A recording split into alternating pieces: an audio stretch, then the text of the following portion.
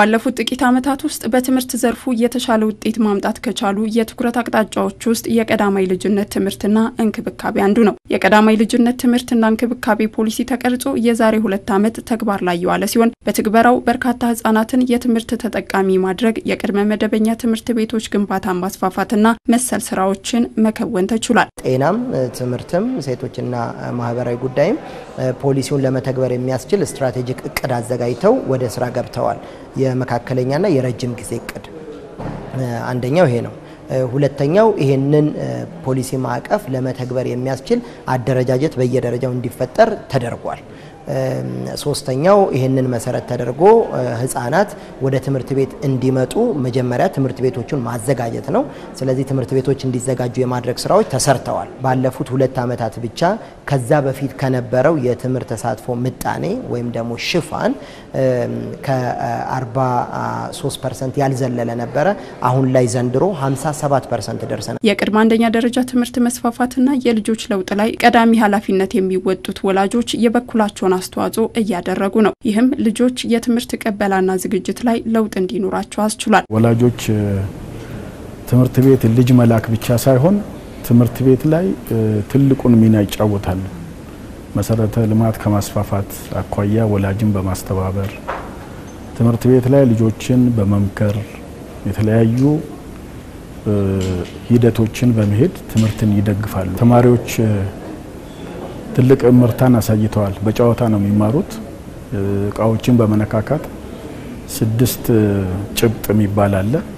ስለዚህ የተመቻቸ ምቹ ሁኔታ ተፈጥሮ ለውጥ ያመጡበት አግባብ አለ። የቅድመ አንደኛ ደረጃ ትምህርት ላይ የተሰጠው ትኩረት የትምህርት ጥራትን ለማሳደግ ሚናው ከፍተኛ ከመሆኑም በላይ ለሀገር የሚጠቅም ትውልድን ለማፍራት ድርሻው የጎላ ነው። በጥሩ ስነ ምግባር ታንጾ ከታች ተኮትኩቶ እንዲያድጉ ለማድረግ የሚያስችል በመሆኑ ምክንያት ትምህርት ጥራት ላይ የገጠመውን ችግር ትምህርት ጥራትን ለማረጋገጥ ትምህርት ጥራት የገጠመውን ችግር ለማረም እና የትምህርት ጥራትን ለማረጋገጥ ትልቅ አቅምና መሰረት ይሆናል ብዬ አምናለሁ። እንዲህ ስናደርግ የሚቀጥለውንም ይሄ ማለት እንግዲህ አንደኛ ደረጃ መካከለኛው ሁለተኛ ደረጃ እንዲሁ ይያል እስከ ሃየር ኤጁኬሽን በዚሁ ልክ በየራሳቸው ሪፎርሙን ታሳቢ ያደረገ ስራዎች እየተሰራ ነው ያለው።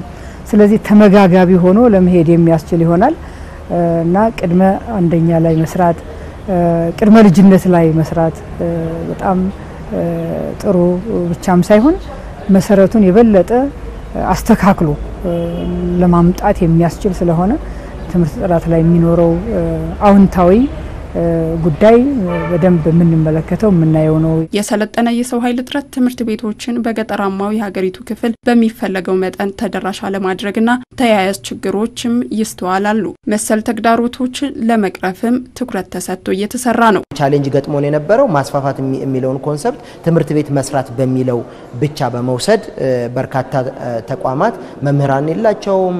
በርካታ የዚህ ቅድመ አንደኛ ደረጃ ትምህርት ቤቶች ሪሶርስ የላቸውም።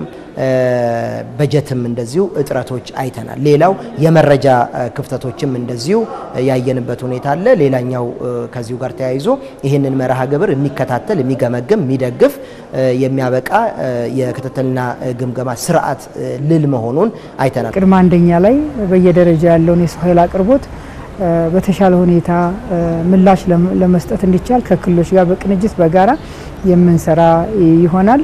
የስልጠና ተቋሞቻችን ጋር በቅንጅት ለመስራት እያደረግናቸው ያለው እቅዶች አሉ። እነዚህን ውጤታማ እንዲሆኑ ለማድረግ በጋራ የምንሰራ ይሆናል።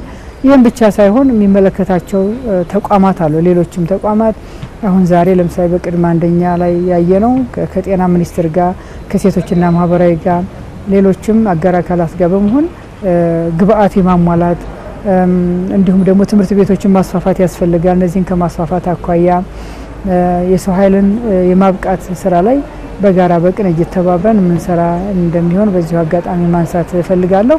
እዚህ ውስጥ ወላጆች እንዳነሳሁት ህብረተሰቡ ሁሉም የድርሻውን ከተወጣ ያቀርነውን ያሰብነውን ለማሳካት እንችላለን የሚል እምነት አለኝ። የቅድመ አንደኛ ደረጃ ትምህርት ቤት ተደራሽነት ጥራትና አካታችነትን ለማሳደግ የከተማ መስተዳደሮችና የክልል ትምህርት ቢሮዎች ማህበረሰቡ እንዲሁም ሌሎች ባለድርሻ አካላት በቅንጅት ሊሰሩ ይገባል።